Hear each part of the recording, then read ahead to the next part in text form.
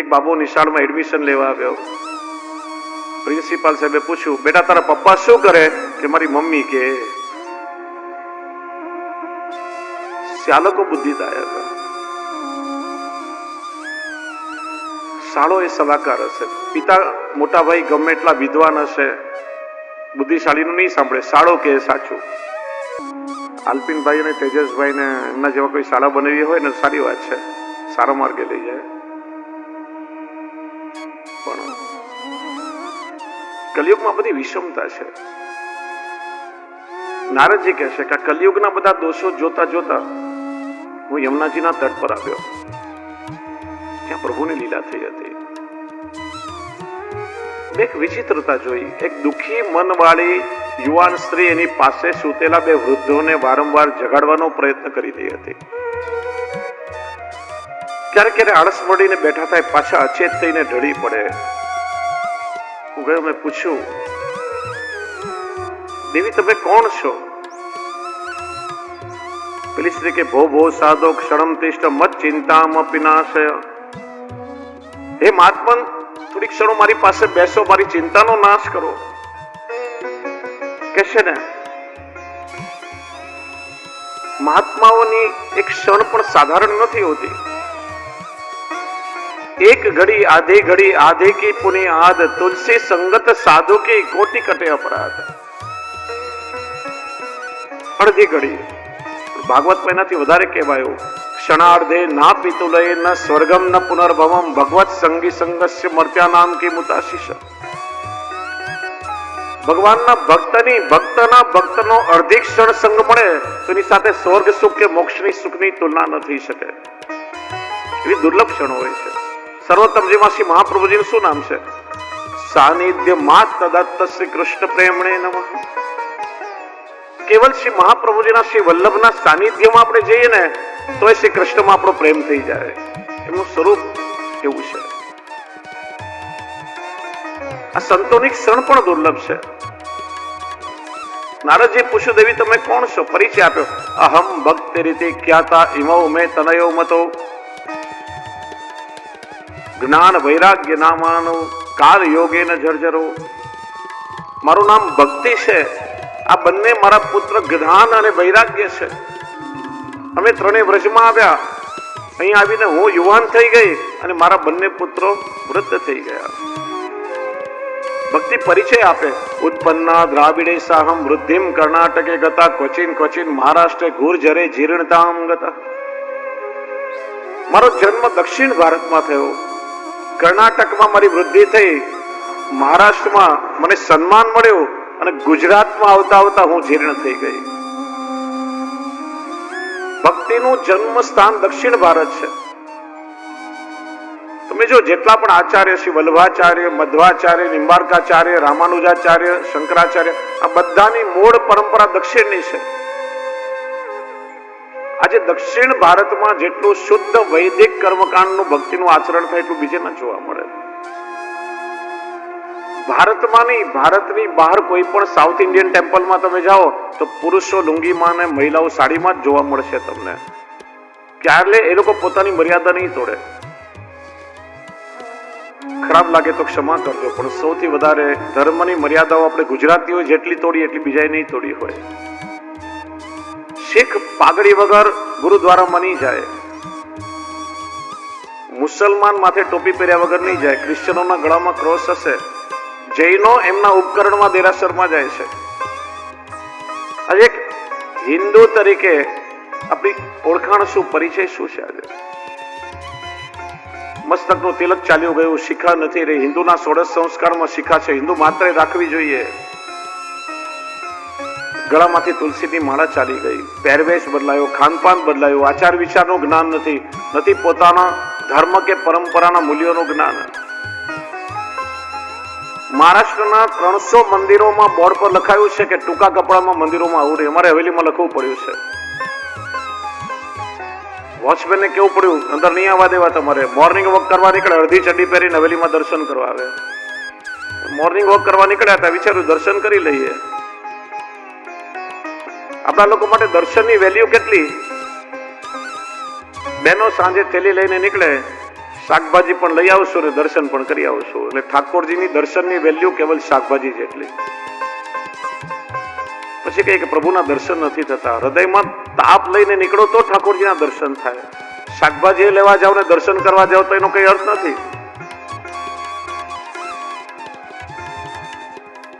તો કે છે દક્ષિણમાં જન્મ થયો, કર્ણાટકમાં વૃદ્ધિ, મહારાષ્ટ્રમાં પણ આજે ધર્મનું આચરણ જોવા મળે, પણ કે ગુજરાતમાં આવતા આવતા હું જીર્ણ થઈ ગઈ.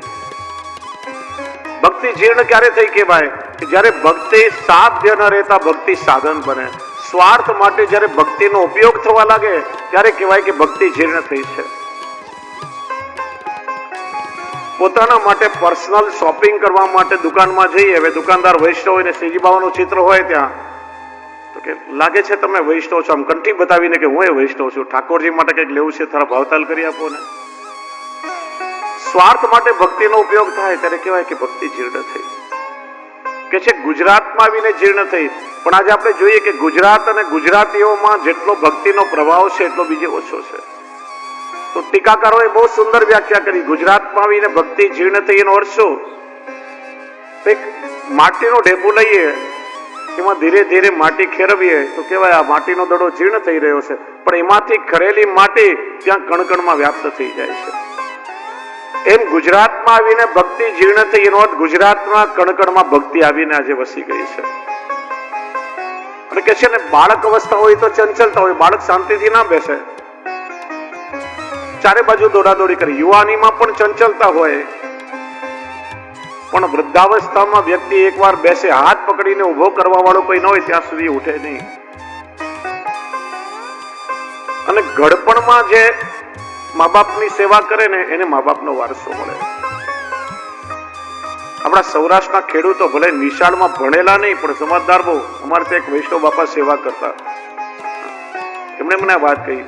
25 વીઘા જમીન એમની પાસે ને 4 દીકરાઓ, તો 4 દીકરાઓને 5-5 વીઘા એમની હાજરીમાં વેચી આપી અને 5 વીઘા મરણ મૂડી તરીકે પોતાની પાસે રાખી. વિલમાં લખ્યું જે દીકરો સેવા કરશે ને 5 વીઘા જમીન મળશે. એ 5 વીઘા જમીનની લાલચમાં 4 વીઘા સેવા કરે. અમારા વડીલો હંમેશા કહેતા કે આપણી હાજરીમાં, આપણી હયાતીમાં બાળકોને બધું ના આપી દેવું, કારણ કે બધું મળી ગયા પછી કોઈને મા બાપની જરૂર રહેતી નથી. આપણા પછી બાળકોને મળવાનું જ છે, એમનું જ છે બધું. વિલમાં લખી જવું અમારી સેવા કરે ને મળે, તો કમસે કમ સંપત્તિની લાલચમાં બાળકો સેવા કરશે. ઘડપણમાં મા બાપની સેવા કરે ને વારસો મળે. કે છે ગુજરાતમાં આવીને ભક્તિ વૃદ્ધ થઈ અને ગુજરાતીઓએ વૃદ્ધાવસ્થામાં ભક્તિની સેવા કરી એટલે ભક્તિનો સમૃદ્ધ વારસો આ ગુજરાતીઓને મળ્યો છે.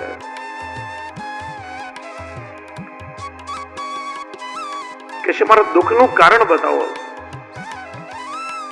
નારદજી કહે છે તારા દુઃખનું કારણ કલિયુગ છે અને ભક્ત્યા તો વ્રજની ભૂમિ છે.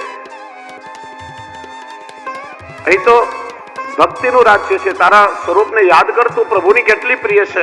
અરે મુક્તિને તો ભગવાને તારી દાસી બનાવીને સેવામાં મોકલી છે. અને અહીં તો કઈ જ્ઞાન વૈરાગ્યની જરૂર નથી. કે છે ને વૃંદાવનના એક મંદિરમાં મીરાબાઈ આવ્યા, અંદર સંતો હતા. કોઈએ કહ્યું હમ સાધુ હૈ, સન્યાસી, બહાર નિકલ જાઓ, હમ સ્ત્રીઓं का मुंह भी नहीं देखते हैं. मीराबाई કહ્યું ये ब्रज में दूसरा पुरुष कहां से आया? मैं तो समझती थी कि यहाँ तो केवल मेरा कृष्ण ही पुरुष है, बाकी सारी कृष्ण की गोपियां हैं. या ब्रज में दूसरा पुरुष कहां से आया? ત્યારે પેલા સંતે ક્ષમા માગી, વંદન કર્યા છે. અહીં વ્રજમાં તો ગોપી ભાવની પ્રધાનતા છે. જે હૃદયને સ્પર્શે ત્યારે પ્રભુની પ્રાપ્તિ સુલભ બને છે. ધન્યમ વૃંદાવનમ તેન ભક્તિ નૃત્યથી અત્ર છે. આજે પણ આ વ્રજની ભૂમિમાં આવીએ, વ્રજ સંસ્કૃતિ એ કૃષ્ણ સંસ્કૃતિ કહેવાય છે. આજે પણ અહીંની રજની કણકણમાં, જલની પ્રત્યેક તરંગોમાં, અહીં વહેતા પવનની પ્રત્યેક લહેરમાં, એક એક વૃક્ષના પત્રે પત્રે પ્રભુની લીલાના સ્પંદનો આપણને મળે છે. વ્રજમાં આ સામાન્ય ભૂમિ નથી. શ્રી મહાપ્રભુજી વૃંદાવનમાં બિરાજતા હતા. શીતકાલનો સમય, વહેલી સવારે પ્રભુની સેવા પહોંચી મહાપ્રસાદ લઈ અધરામૃતની પાતળ પ્રભુદાસ જલોટા માટે મૂકી. પ્રભુદાસ જલોટાએ કહ્યું, મહારાજ મેં હજી સ્નાન નથી કર્યા, સ્નાન કર્યા વગર કેવી રીતે મહાપ્રસાદ દઉં? ત્યારે શ્રી મહાપ્રભુજી વ્રજનું સ્વરૂપ બતાવ્યું. વૃક્ષે વૃક્ષે વેણુધારી પત્રે પત્રે ચતુર્ભુજ યત્ર વૃંદાવન તત્વ લક્ષાલક્ષ કથાકુત રજાદપી જલ પુણ્યમ જલસોપી રજવરમ યત્ર વૃંદાવન તત્વ સ્નાત્વા સ્નાત્વ કથાકુત. પ્રભુદાસા વ્રજ છે, એક એક વૃક્ષમાં વેણુધારી પ્રભુ પત્રે પત્ર ચતુર્ભુજ સ્વરૂપે બિરાજે છે.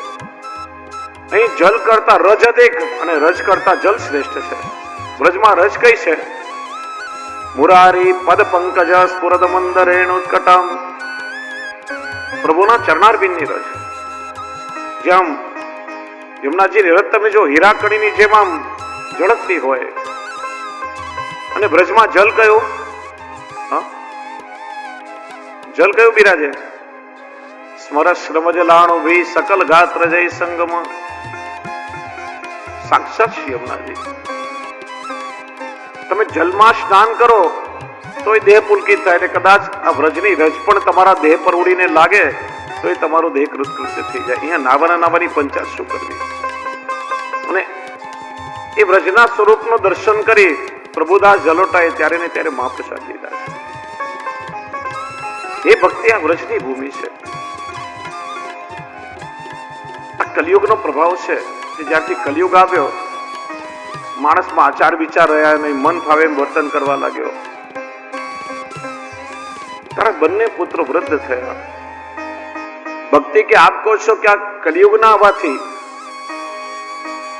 જ્ઞાન વૈરાગ્ય બધું ચાલ્યું ગયું, તો પરીક્ષિતે પોતાના રાજ્યમાં કલિયુગને આશ્રય કેમ આપ્યો, કેમ રહેવા દીધો? ભારત તો ત્યારે મારી શકતો હતો.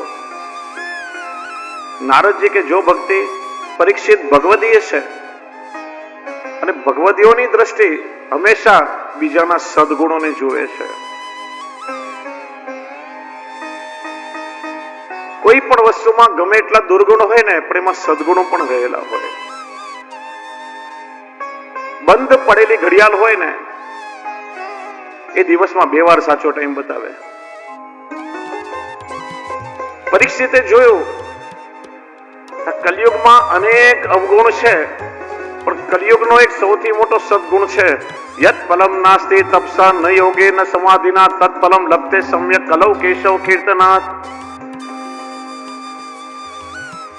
સતયુગ દ્વાપર ત્રેતામાં મોટા મોટા યજ્ઞોનું યજન કરવાથી જે ફળ મળતું એ કલિયુગમાં કેવલ ભગવાન શ્રી કૃષ્ણનું નામ લઈને જીવને મળી જાય છે. એ કલિયુગનો સદગુણ જોઈ પરીક્ષિતે પોતાના રાજ્યમાં આશ્રય આપ્યો છે. અને આ તો વ્રજની ભૂમિ છે. ભક્તિ અહીં તો પ્રભુની લીલાનો અનુભવ કરવાનો છે. આજે પણ આપણે ક્યાંય પણ રહેતા હોઈએ, પણ વૈષ્ણવ શું વિનંતી કરે? ધન્ય શ્રી યમુના કૃપા કરી શ્રી ગોકુલ વ્રજ સુખ આપજો.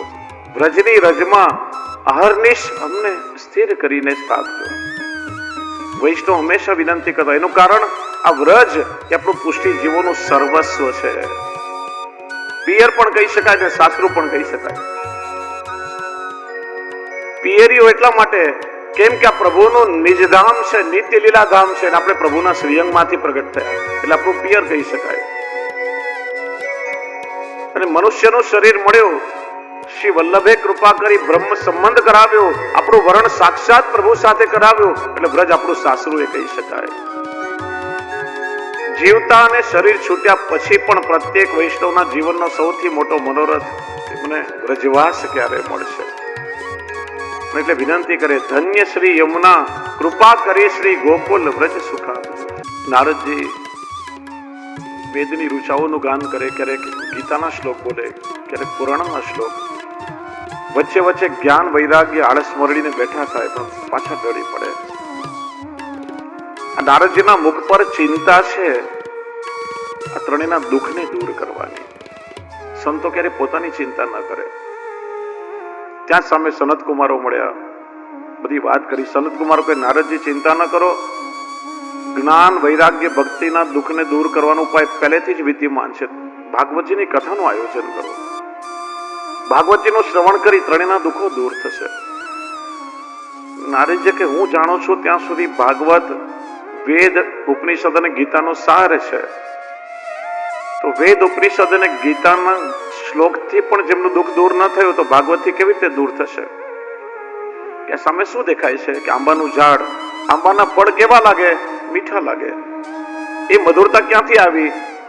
કે ડાળીઓ, પાંદડા, થડ, મૂળા બધામાંથી જુદા જુદા રસો આવી ફળમાં પરિપક્વ થાય અને ત્યારે એમાં મધુરતા આવે છે. આ વેદરૂપ વૃક્ષ છે, ગીતા એ થડ છે, ઉપનિષદો શાખા પ્રશાખાઓ છે અને એમાં લાગેલું ગલિત પરિપક્વ ફળ એ ભાગવત છે. કેવું ફળ કયું? ગલિત. અમુક ફળ હોય એમાં ગોટલા પણ હોય ને છોતરા પણ હોય, એમાં નથી ગોટલા કે નથી છોતરા. અને ગલિત એટલે કેવલ રસ જ રસ છે. એટલે ભાગવત માંથી જે રસ મળે એ અન્યત્ર ન મળે. ક્યારે કરવું? કેવી રીતે કહ્યું? ગંગા દ્વાર સમીપેતુ તટ આનંદ નામકમ. હરિદ્વાર ક્ષેત્રમાં ગંગાજીના કિનારે પર આનંદ નામનો તટ છે. ત્યાં તમે કથાનું આયોજન કરો. સનત કુમારો વ્યાસપીઠ પર બેઠા, નારદજીએ પોતે એમના મુખથી ભાગવત શ્રવણ કર્યું. ચારે તરફ બધાને વધાઈઓ મળી. જ્ઞાન, વૈરાગ્ય, ભક્તિ ત્રણે પ્રગટ થયા. દરેકના હૃદયમાં ભક્તિને સ્થાન મળ્યું.